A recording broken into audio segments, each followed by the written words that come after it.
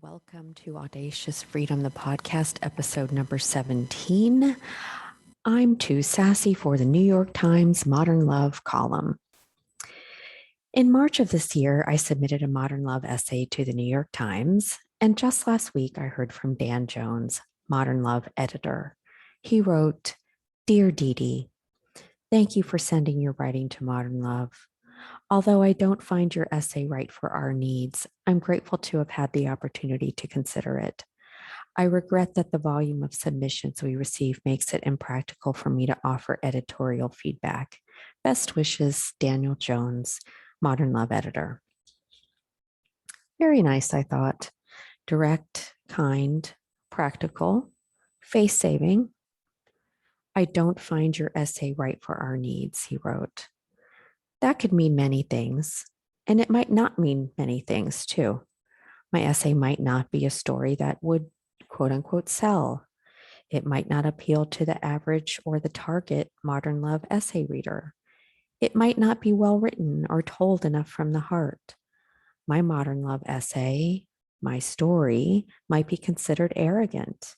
I might be arrogant, and who wants to read a story, a modern love essay about an arrogant woman?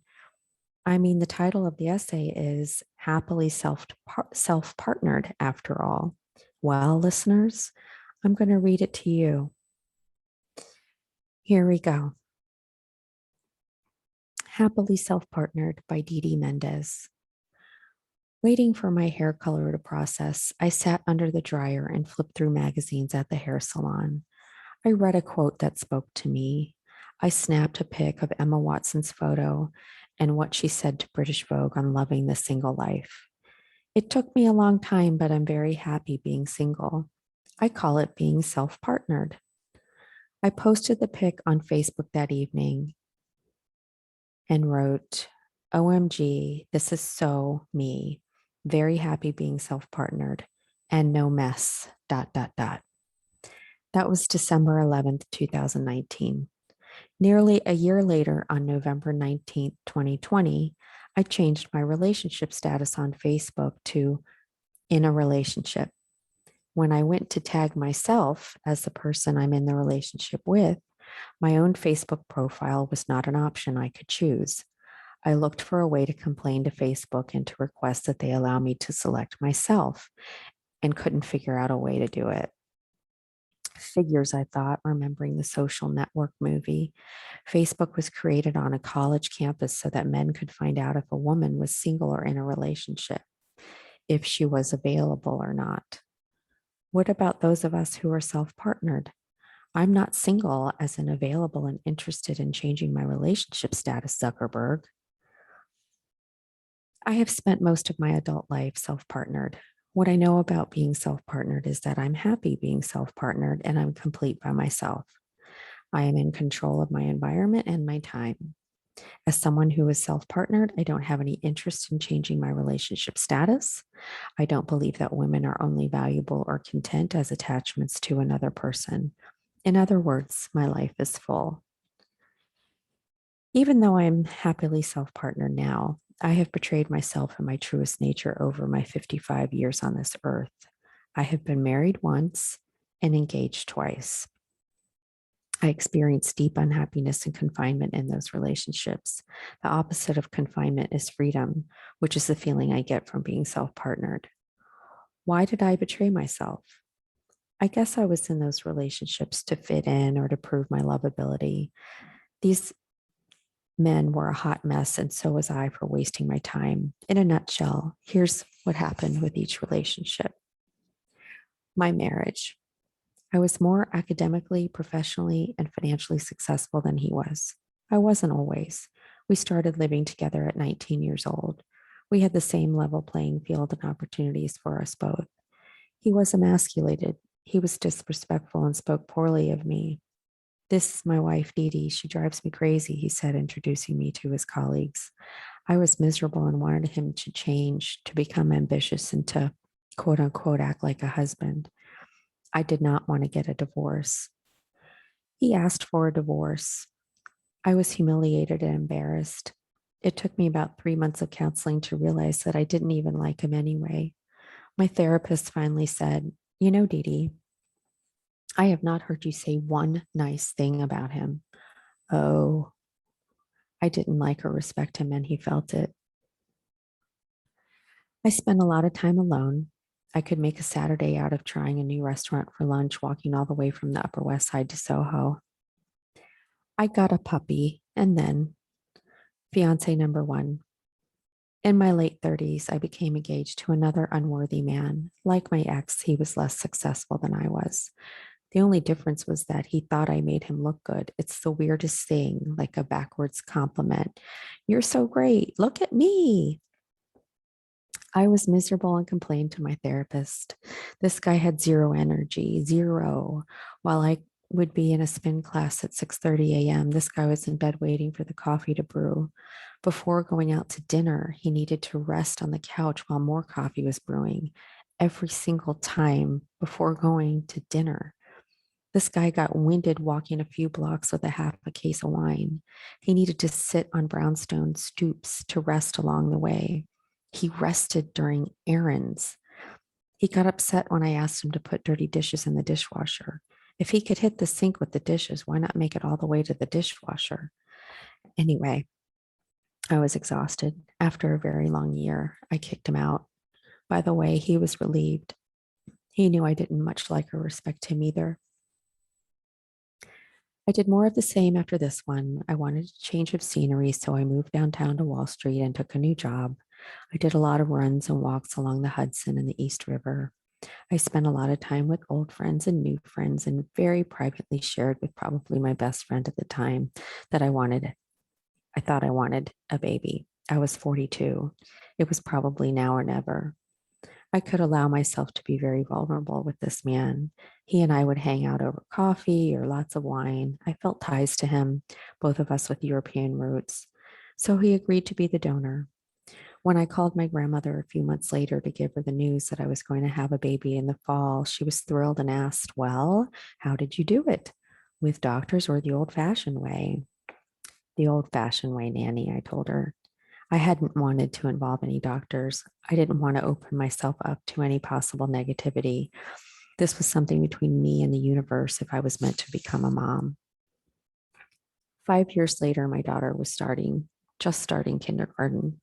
We had moved to the Washington, D.C. area, and I started a new job.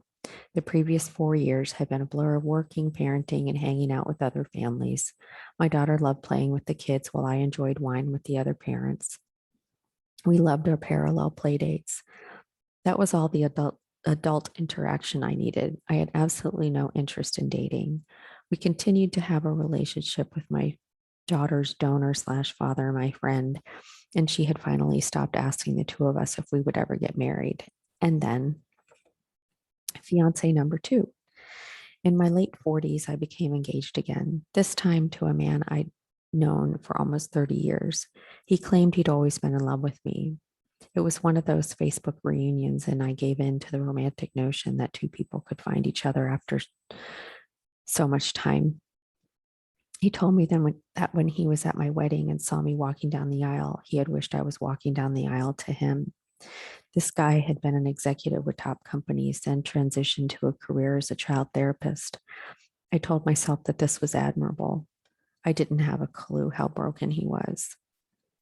This guy, oh my God, where do I start?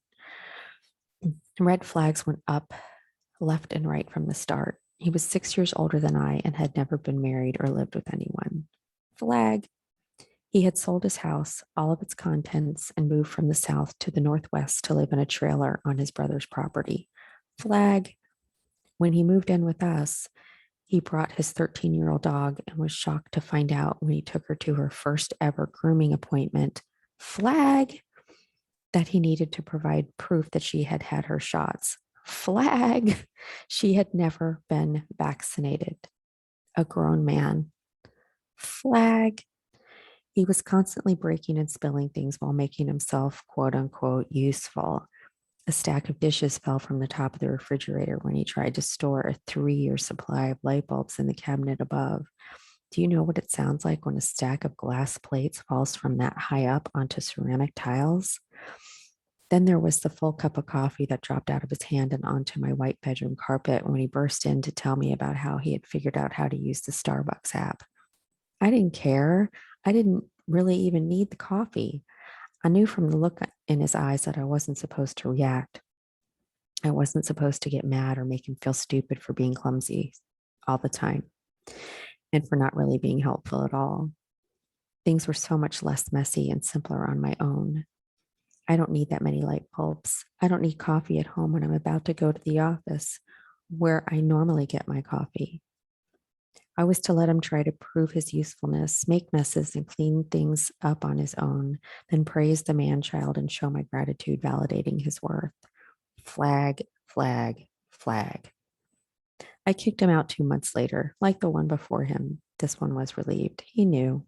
The next morning, I said to my daughter, "Baby, you know how Mama was going to marry Mr. R?" "Yeah." "Well, now we're not." We were and have been fine ever since. I've not had a date in over 5 years, and we are still fine. I betrayed my true self and my most beautiful and happy life, living what I value most, freedom and independence. And I didn't begin to truly celebrate that until after I broke off this last relationship, just shy of my 50th birthday. Okay, well, I haven't read the essay in a while. I do sound arrogant. I am arrogant. At least I was arrogant when I was with these men. I don't know, honestly. I don't know how to answer that. This essay is the truth about how I felt and what I remember about those relationships. I didn't always let those feelings be known, even to myself at the time. I just tried to, quote unquote, power through the uncomfortable or annoying moments. I put a smile on my face for my ex husband's colleagues and tried to laugh off his "she drives me crazy" comment. When my fiance, after that, was doing his coffee thing in the morning or before dinner, I just did my thing and went around him, at least for the first couple of months. When I realized the pattern and had to stop with him on those errands so he could rest, I became impatient. I don't remember if I said anything though. I know it was I knew it was over with him though when my former boss and friend Karen came over with her husband and a friend of hers who I'd never met. They were all in New York City for a visit and carved out time to meet us for brunch. They came to our apartment for mimosas first, and that's when I could see the complete mismatch of this man and me in Karen's eyes and her husband's eyes. These people who had known me for almost a decade told me with their eyes that we didn't belong together. Karen would tell me later, "Oh my God, what was with the gum? The nicotine gum. He just kept chewing. He would have been better off just smoking cigarettes." I remembered how awkward and animated he had been. I have no idea what any of us talked about. He was just a mess. We were scheduled to leave the next week for a destination wedding in Ireland, and I knew I had to kick him out before that. He couldn't be normal for a goddamn brunch. How could he be normal for my friend's wedding and all the pre and post wedding festivities in another country? By the way, Karen had also told me that her friend who had joined us for mimosas and brunch that day, her friend who I had never previously met, said, "What's up with that fiance? Why is your friend Dee Dee with him?" Crazy how even a stranger could see I was not a match with this man. Does this still make me arrogant? I really want to know. And then fiance number two, Jesus, so many flags. And I had given him so much credit because of his previous corporate success and his quote unquote admirable transition to being a child therapist. I would later speak with a therapist that he and I had seen together. I know, this relationship barely lasted 3 months and there was already therapy. Another flag. And I'm pretty sure she broke an unbroken therapist, an unwritten therapist code when she said, "You know, Dee Dee, people often become therapists because they're working through their own stuff. But before they actually become a therapist, they have to work through their own stuff." He seems to be stuck as a 10-year-old boy, still working through stuff to feel appreciated. Holy shit, I said. "Do you think he's a good child therapist then?" I worried. And she said, "Yes, probably because he can relate to them. He knows what to say to connect with them." thank God. So I was good to get out of this relationship with the 10-year-old man-child. Does that give me a free pass to be or sound arrogant in the writing of this essay? I still don't know.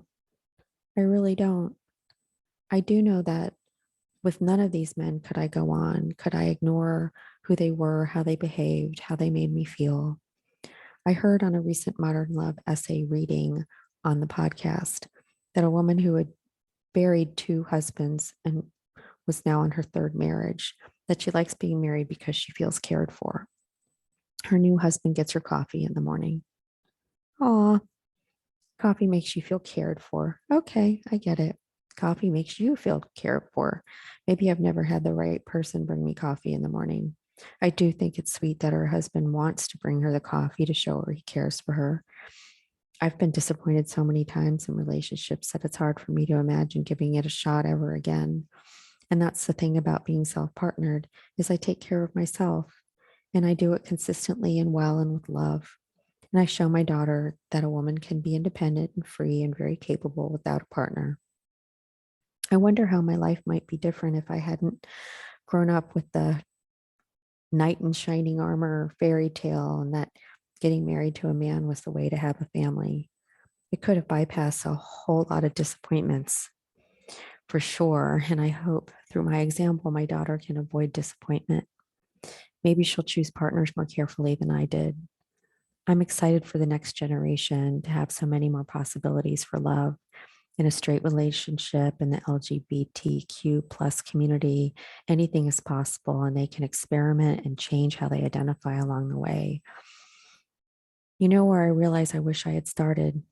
With self-love. If you love and care for yourself, you don't need to look outside of yourself for it.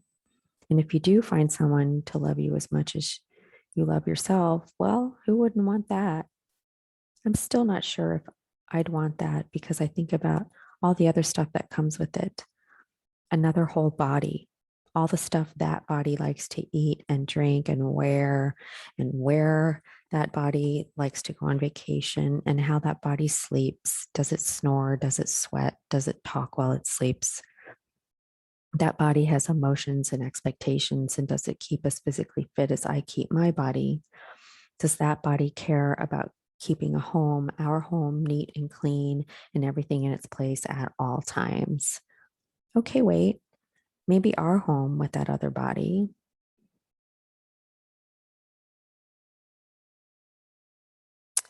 Maybe there could be some new territory to stay open to, not having our home with that other body.